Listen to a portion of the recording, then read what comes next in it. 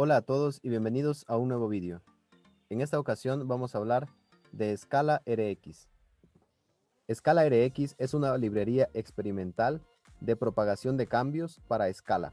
Nos ofrece variables reactivas, es decir, variables inteligentes que se actualizan automáticamente cuando los valores de los que dependen cambian. Está implementado bajo el paradigma de la programación reactiva funcional, el cual es un paradigma que mezcla la programación de flujo asíncrono de datos o programación reactiva con los componentes básicos de la programación funcional, como map, reduce, filter, entre otros. Este paradigma se utiliza principalmente para programar interfaces gráficas de usuario en el campo de la robótica, juegos, música y en general cuando el objetivo es simplificar problemas modelando explícitamente el tiempo. Una forma muy sencilla de entender esto es con una hoja de cálculo. Supongamos que tenemos tres variables, la variable A, la variable B y la variable C. Y tenemos también una variable inteligente, una variable calculada, cuyo valor depende de la suma de A y B dividido para C. Entonces, el valor de D va a ser igual a más B dividido para el valor de C. Bien, lo que sucede aquí es que cada vez que cambiemos el valor de alguno de estas tres variables, se va a actualizar automáticamente el valor de D. Por ejemplo, si aquí ponemos 4, se actualiza el valor de D. Porque D, la variable D, está escuchando a estas variables, porque su valor depende de ellas. Por lo tanto, siempre que A, B o C cambien su valor, se recalculará también el valor de D. Bien, lo mismo sucede con Scala. Ahora lo veremos. Bien, vamos entonces a crear un proyecto en IntelliJ IDEA. New Project. Utilizaremos un proyecto basado en Scala SVT. Le damos a siguiente, le ponemos un nombre. En mi caso le pondré Reactive. Nos aseguramos de tener el una versión de JDK, de SVT y de Scala. Y le damos en finalizar. Bien, entonces está compilando. Lo primero que tenemos que hacer es ir a nuestro build.svt y lo que tenemos que hacer aquí es copiarnos la librería Scala RX versión 0.4.1. Ahora le damos en recompilar.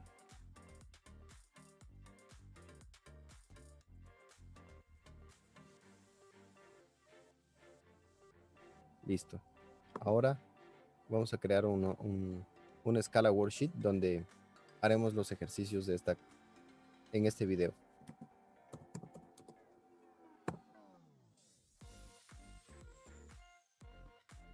Entonces, lo primero que haremos, dado que Scala RX no está incluido por defecto en las librerías estándar de Scala, pues lo debemos importar. Para ello usamos import RX y nos vamos a importar todo por ahora. Bien, luego tenemos que agregar esta línea. Bien, esto debemos agregar porque Scala RX necesita que definamos un alcance implícito para las variables funcional reactivas a las que vamos a hacer seguimiento. Bueno, en otras palabras, un alcance implícito representa a las variables que un RX actualmente está evaluando. Es decir, dónde un RX debe hacer seguimiento o dónde tiene propiedad. ¿Ok? Esto lo vamos a explicar más claramente un poco más adelante cuando hablemos de contexto de propiedad y contexto de datos. Vamos entonces a realizar el mismo ejercicio que habíamos planteado anteriormente.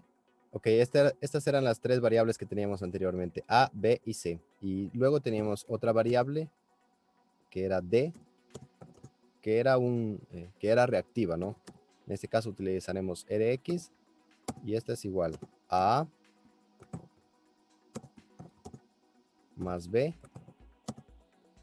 dividido para C. Ahora vamos a imprimir el valor de D. Ok. Bien, en este caso la respuesta es 3. Ahora lo que haremos es cambiar el valor de A y volver a imprimir D para que veamos cómo automáticamente se recalcula todo, ¿ok? Entonces, A es igual, vamos a poner 6 y vamos a volver a imprimir D, ¿ok? Ya, y como ven, automáticamente escala RX hace este cálculo. Bien, el problema que intenta resolver escala RX es que el 99% de las veces cuando volvemos a calcular una variable, la volvemos a calcular de la misma manera que la calculamos anteriormente. Además, solo se vuelve a calcular esta variable cuando cambia uno de los valores de las que depende. Esto Scala lo hace automáticamente y maneja toda la tediosa lógica de actualización que hay por detrás para que nosotros podamos concentrarnos en otras cosas más importantes dentro de la aplicación. Bien, las entidades básicas de las que debemos preocuparnos en escala RX son tres. Son las variables var, las variables RX y los observadores. Bien, var es una variable inteligente cuyo valor se puede obtener usando a y los paréntesis, y se puede setear o asignar o cambiar su valor utilizando esto, por ejemplo. A es igual a paréntesis es igual a 6. Bien, siempre que un var cambia su valor, hace ping a cualquier entidad descendente que deba recalcularse. Entonces aquí hemos cambiado su valor y esto automáticamente hace un ping a D para que recalcule su valor. Entonces cuando lo imprimimos acá, ese valor ya ha sido recalculado. RX es una definición reactiva que captura automáticamente cualquier var u otros RX que son llamados en su cuerpo, marcándolos como dependencias y también recalculando cada vez que uno de ellos cambia. Al igual que a los var, a un RX lo podemos utilizar usando la sintaxis de su nombre más los paréntesis, y también un RX hace ping a las entidades posteriores cuando cambia su valor, para que éstas también a su vez recalculen el valor. Bien, el último concepto es un observador. Un observador no es nada más que uno o más var o RX que realiza algún efecto colateral cuando el observable cambia de valor y le envía un ping. Para explicarlo un poco mejor, haremos otro ejemplo. El ejemplo que implementaremos será el siguiente. Vamos a tener 6 variables, A, B, C, D, E y F. En este gráfico de flujo de datos, los cuadrados representan a los objetos var, y los círculos a los objetos RX. Y las dependencias que hay entre ellos las estamos representando con flechas. Bien, entonces A tiene valor de 1, B tiene valor de 2, C es la suma de A y B, D es C multiplicado por 5, E es C más 4 y finalmente F es la suma de D más E más 4. Vamos a representar esto con escala. Bien, de esta manera se vería la representación que hemos visto en el gráfico anterior. Solo para repasar un poco los conceptos, como vemos, aquí tenemos un var, tenemos un RX. Bien, ¿qué pasaría entonces si ahora cambiamos el valor de A?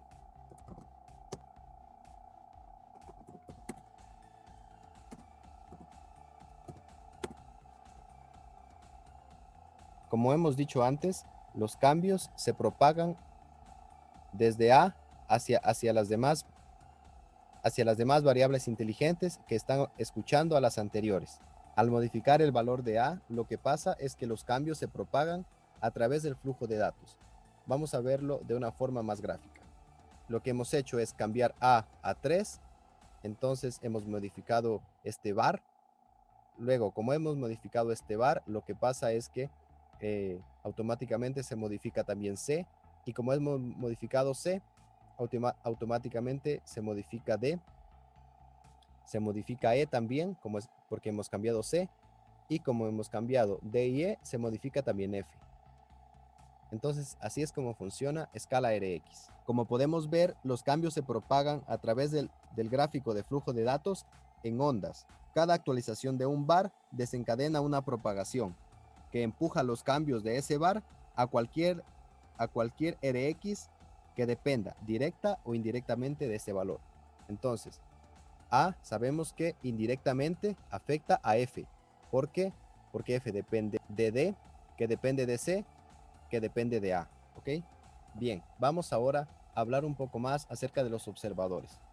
Como se mencionó, los observadores se pueden crear a partir de RX o var y pueden usarse para realizar efectos colaterales cuando cambien. Entonces tenemos Este observador, en este caso A, representa un var y este cuadrado redondeado representa al observador.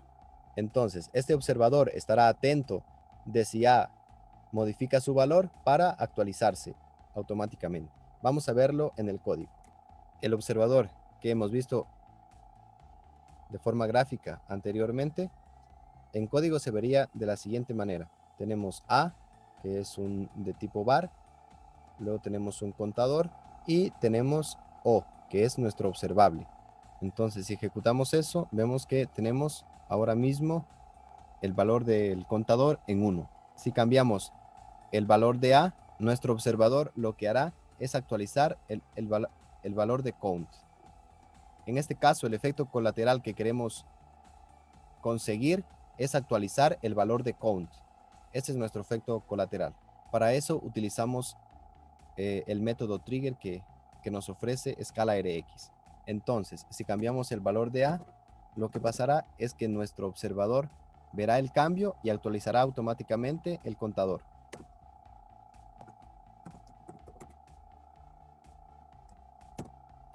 Y aquí lo tenemos.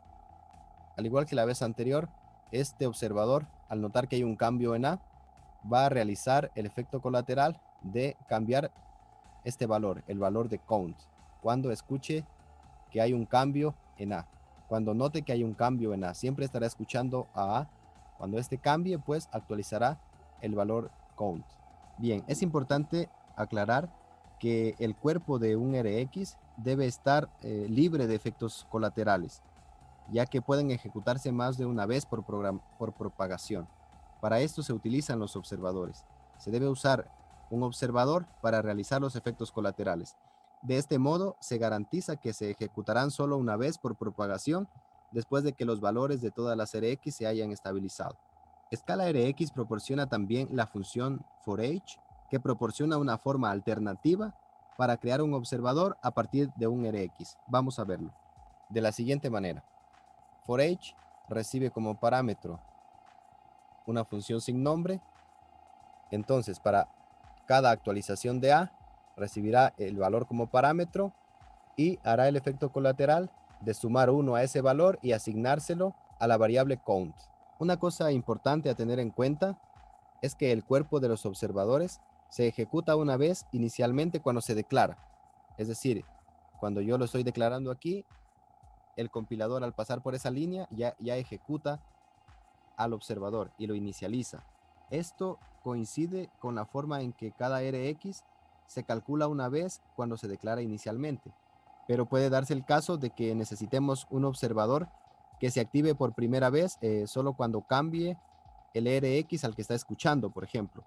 Esto se puede hacer utilizando la sintaxis trigger later y quedaría de la siguiente manera: a.triggerLater count es igual a A más 1. Bien, un observador actúa para encapsular la devolución de la llamada que ejecuta. Por lo tanto, pueden pasarse también como argumentos, ser almacenados en variables, etc. Asimismo, un observador también se puede cerrar activamente si esto es necesario. Como podemos ver aquí, hemos inicializado un observador. Inicialmente, este observador realiza el efecto colateral de asignar el valor de B a count. Entonces, en la línea 11, count vale 2. Luego cambiamos el valor de A, lo que automáticamente hará que nuestro observador recalcule el valor de B y lo asigne a la variable count. Y en la línea 15, count vale 8. Luego, en las líneas 17, lo que estamos haciendo es matar el observador. Y si hacemos un cambio en la línea 19, este cambio ya no será escuchado por el observador y por lo tanto ya no actualizará el valor de count. Entonces, si vemos, es el mismo. Entonces, después de matar manualmente al observador utilizando la función kill, este ya no se activa. Y bueno, se puede utilizar también el método kill para matar RX y de este modo también se evita más actualizaciones.